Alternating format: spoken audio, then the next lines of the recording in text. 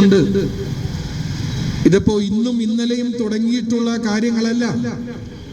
അവരുടെ വൈദിക ശ്രേഷ്ഠർ, കന്യാസ്ത്രീമാര് ഈ രാജ്യത്ത് എങ്ങനെയാണ് ഈ രാജ്യം പവിത്രമായി നമുക്ക് ലോകത്തിന് സമാനതകളില്ലാത്തൊരു സംസ്കാരത്തിന്റെ ഉടമകളായി എല്ലാ വിശ്വാസങ്ങളും ചേർത്ത് പിടിച്ച് മനുഷ്യത്വപരമായി അല്ലെ തന്നെ പോലെ തന്റെ അയൽപക്കക്കാരനെ സ്നേഹിക്കാൻ പറയുമ്പോൾ ഒരു ജാതി ഭേദമന്യേ ആ തത്വങ്ങളിൽ നമ്മൾ നിലനിൽക്കുമ്പോൾ ഇന്ധനകളിൽ നമ്മൾ കൂട്ടിച്ചേർത്ത് ഒരു പാത്രത്തിൽ ഭക്ഷണം കഴിച്ച് ഒരു പായിൽ കിടന്നുറങ്ങി എനിക്ക് പറയാൻ കഴിയും ഞാൻ ലോ കോളേജ് മുഴുവൻ ക്രിസ്ത്യൻ സ്കൂളിൽ പഠിച്ച ആളാ, കോളേജിലും പഠിച്ച ആളാ. എന്റെ ഏറ്റവും ഞാൻ കഴിഞ്ഞ ദിവസവും കൂടി പറഞ്ഞു, ഇതിന്റെ അകത്ത് എനിക്ക് ഏറ്റവും ഒരു പ്രതിസന്ധി കണ്ടപ്പോ ഞങ്ങൾ 6 ആണും ഒരു പെണ്ണാണ് അച്ഛൻ.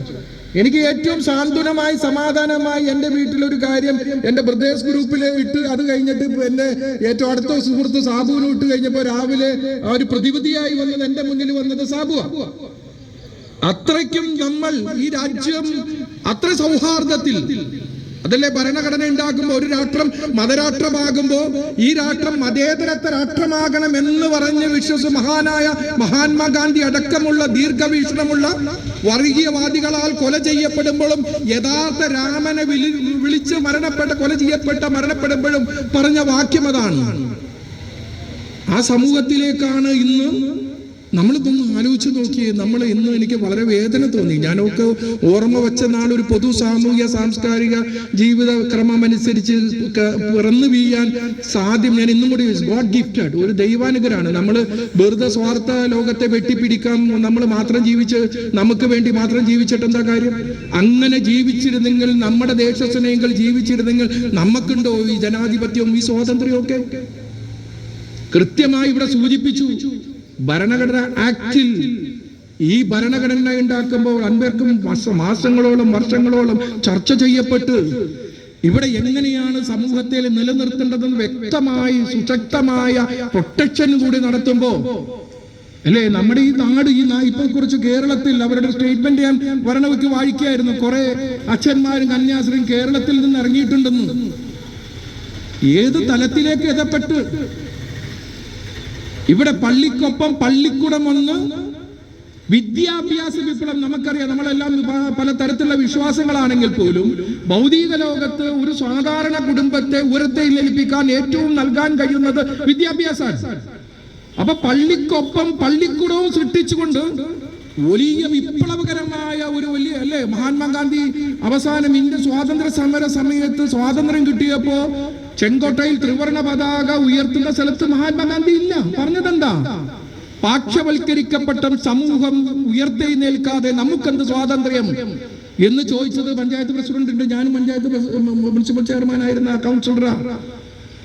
ഇപ്പോഴും നമ്മുടെ നാട്ടിലൊക്കെ അല്ലെ പട്ടിണി, ദാരിദ്ര്യരേഖ താഴെയുള്ള, ആരോരുമില്ലാത്ത, അന്വേഷിക്കാനില്ലാത്ത നമ്മുടെ നാട്ടിലും പ്രബുദ്ധ കേരള ഗോഡ്സ് ഓൺ കൺട്രി എന്ന് പറയുന്ന ഈ നാട്ടിൽ പോലും ഉള്ളപ്പോ ഇന്നും നമ്മുടെ സമൂഹത്തിൽ എന്താ? വടക്കേ ഇന്ത്യൻ സംസ്ഥാനങ്ങളിലെ സ്ഥിതിഗതികൾ എന്താ? ഇത്തരത്തിലുള്ള പ്രവർത്തനങ്ങൾ ഒരു മാലാഖമാർ, ഞാനിങ്ങനെ സല്യൂട്ട് ചെയ്യാറുണ്ട്. കാരണം അച്ഛന്മാരെയും ഇവരെയൊക്കെ കാണുമ്പോൾ ഞാൻ പറയാറുണ്ട്. കാരണം എന്താന്ന് വെച്ചാൽ ഒരു ജീവിത സമർപ്പണം, ക്രിസ്തുവിന്റെ മണവാട്ടിയായി ഒരു ജീവിത സമർപ്പണം നടത്തി ഈ സമൂഹത്തിന് വേണ്ടി, ഒരു മതത്തിന് വേണ്ടിയല്ല. ഇപ്പൊ തന്നെ നമ്മുടെ സിസ്റ്റർ നഴ്സിംഗ് പഠിച്ച അവരെ ശുശ്രൂഷ രംഗത്ത് പ്രവർത്തിക്കുന്നതാ അല്ലേ മേരി സിസ്റ്റർ? BSc നഴ്സിംഗ് ഏതെങ്കിലും വിഭാഗത്തെ നോക്കിയാണോ ചികിത്സിക്കുന്നത്? ഈ സ്ഥാപനങ്ങളൊക്കെ ഉണ്ടായി ഇത്തരത്തിലുള്ള ശുശ്രൂഷ കിട്ടി മനുഷ്യനെ ഏറ്റവും നമ്മൾ കണ്ട് പ്രളയവും കോവിഡൊക്കെ കണ്ട് സ്തംഭിച്ചു നിന്ന് എന്ത് സമ്പത്തുണ്ടായിട്ടെന്ത് കാര്യം?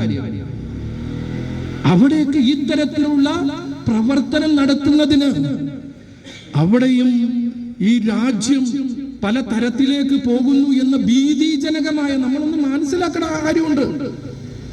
നമുക്കൊരു റെസ്പോൺസിബിലിറ്റി ഉണ്ട്.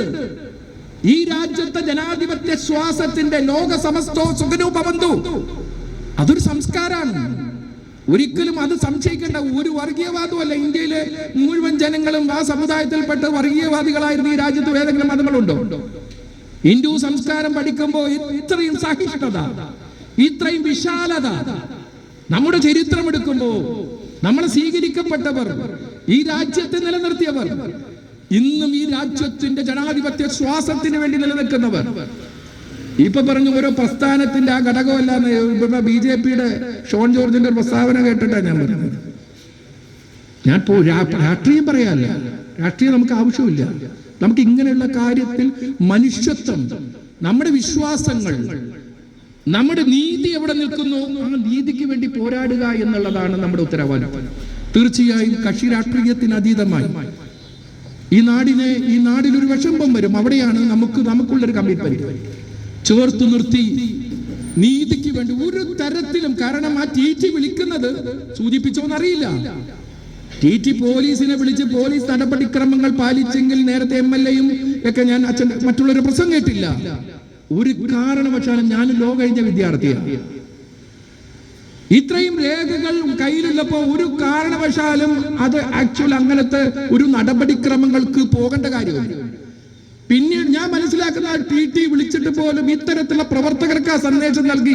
അവരാണ് വന്ന് അവിടെ വലിയ കോലാഹലം സൃഷ്ടിക്കുമ്പോൾ സ്വാഭാവികമായി പോലീസ് അവിടുത്തെ പോലീസിന്റെയൊക്കെ സ്ഥിതിഗതികൾ നമ്മൾ കുറെ നാളുകളായി കണ്ടുകൊണ്ടിരിക്കുന്നത് കൊണ്ട് എന്ത് സംഭവിക്കുന്നു എന്നുള്ളത് ഞാൻ ഇപ്പൊ കേട്ട് വണ്ടിയിൽ നിന്ന് ഇറങ്ങപ്പോലും വാർത്ത പോലും വല്ലാതെ വിഷമിക്കുന്നതാ. കാരണം സമൂഹത്തിന്റെ മുന്നിൽ ഇത്തരത്തിലുള്ളവരെ ചിത്രീകരിക്കുന്നത് ഏത് തരത്തിലാണ്? മനുഷ്യക്കടുത്ത് MLA പറഞ്ഞു എന്താണ് ആ വാക്കിന്റെ എന്താണ് അതിന്റെ അർത്ഥം?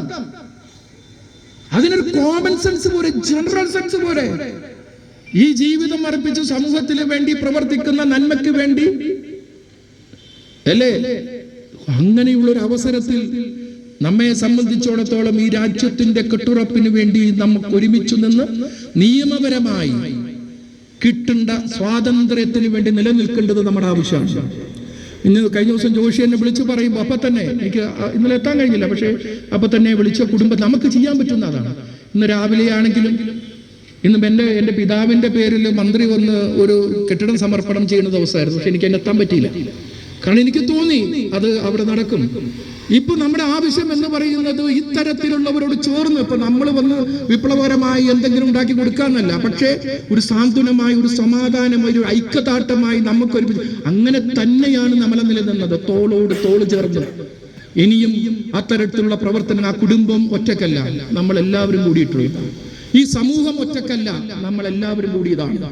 അതുകൊണ്ട് ഇത്തരത്തിലുള്ള പ്രവർത്തനങ്ങൾ ഒരു കാരണവശാലും അനുവദിക്കാൻ കഴിയില്ല. ഇത് ഓരോ തരത്തിലുള്ള ഓരോ വിശ്വാസങ്ങളെയൊക്കെ അടിച്ചമർത്തിക്കൊണ്ട് ഈ രാജ്യത്ത് എന്ത് സംഭവിക്കണം എന്നുള്ള ദീർഘവീക്ഷണത്തോടെ ചില ശക്തികൾ നടത്തുന്ന ഇത്തരത്തിലുള്ള പ്രവർത്തനങ്ങൾക്ക് നമ്മൾ ചുട്ട മറുപടിയായി ഇത്തരത്തിൽ ഐക്യദാർഢ്യത്തോടുകൂടി നീതിക്ക് വേണ്ടി നിലനിൽക്കേണ്ടത് മനുഷ്യ സമൂഹത്തിന്റെയും ഇന്നലകളിൽ നമ്മുടെ ദേശസ്നേഹികൾ ഈ രാജ്യത്തിന്റെ ജീവത്യാഗത്തിലൂടെ എങ്ങനെയാണ് നമ്മളെ ചേർത്ത് നിർത്തി പവിത്രമായ ഒരു സംസ്കാരത്തിന്റെ ലോകത്തിന്റെ സമാനതകളില്ലാത്ത ഉടുതുണിക്ക് മറതുണിയില്ലായിരുന്ന ഇന്ത്യയെ ഇന്ന് ലോകത്തിന് മുന്നിൽ കെട്ടിപ്പടുത്തുകൊണ്ട് നമ്മുടെ അമ്മ പെറ്റ മക്കളെ പോലെ ഏകോദര സഹോദരങ്ങളുടെ ജാതിയുടെ മതത്തിന്റെ വർണ്ണത്തിന്റെ വർഗത്തിന്റെ വ്യത്യാസമില്ലാതെ ഒരു കുടക്കീഴിൽ ചേർന്നെങ്കിൽ നാളെ റിലേയുടെ ബാറ്റൻ പോലെ അടുത്ത നമ്മുടെ സമൂഹവും മക്കളും കടന്നു വരുമ്പോൾ ഈ രാജ്യത്തും ഈ നീതി നിലനിന്നുകൊണ്ട് ഈ സമൂഹം നിലനിന്നുകൊണ്ട് നമ്മുടെ ദേശീയ സ്നേഹികൾ വിഭാവനം ചെയ്ത ഇന്ത്യ അതേ സ്വാതന്ത്ര്യത്തോടും അതേ ശ്വാസത്തോടും നിലനിർത്തേണ്ടത് എന്റെയും നിങ്ങളുടെയും ബാധ്യതയാണെന്ന് മാത്രം പറഞ്ഞുകൊണ്ട് ഇത് ഇത്തരത്തിലുള്ള പ്രവർത്തനങ്ങളിൽ തീർച്ചയായും ഇപ്പോഴും ഞാൻ ഇന്ത്യൻ നാഷണൽ കോൺഗ്രസിന്റെ മൈനോറിറ്റിയുടെ ചെയർമാൻ എന്ന പദവിയിൽ നിൽക്കുന്നതാണ്. തീർച്ചയായും ഇത്തരത്തിലുള്ള പ്രശ്നങ്ങൾ ഉണ്ടാകുമ്പോൾ അതിൽ നീതിപൂർവ്വം ഇടപെടുക എന്നുള്ളത് എന്റെയും കൂടി ഉത്തരവാദിത്തമാണ്. അത് എന്റെ പാർട്ടിക്കും വേണ്ടി ഞാൻ നിങ്ങളോടൊപ്പം പറഞ്ഞുകൊണ്ട് ഈ സമൂഹത്തിനോടൊപ്പം പറഞ്ഞുകൊണ്ട് ഇതിന് സർവശക്തനായ ജഗദീശൻ നേരത്തെ സൂചിപ്പിച്ചത് മാതിരി ഒരു ജീവിത സമർപ്പണം നടത്തി രാജ്യത്തിന് വേണ്ടി ത്യാഗം ചെയ്യുന്ന മദർ തെരേസയ്ക്ക് പോലും ഉണ്ടാകുന്ന അനുഭവം നമ്മുടെ മുന്നിൽ വയ്ക്കുമ്പോൾ ഇനിയുള്ള നാളുകളിൽ എന്തൊക്കെ സംഭവിക്കുമെന്ന ഭീതിയോടെ നമ്മൾ നിൽക്കുമ്പോൾ ആ ഭീതികൾ ഉണ്ടാവാതിരിക്കാനുള്ള ഒരു അവസ്ഥ സർവശക്തനായ ജഗദീശ്വരൻ സൃഷ്ടിക്കട്ടെ എന്ന പ്രാർത്ഥനയോടെ എല്ലാ ഭാവങ്ങളും നിർത്തുന്നു. നമസ്കാരം.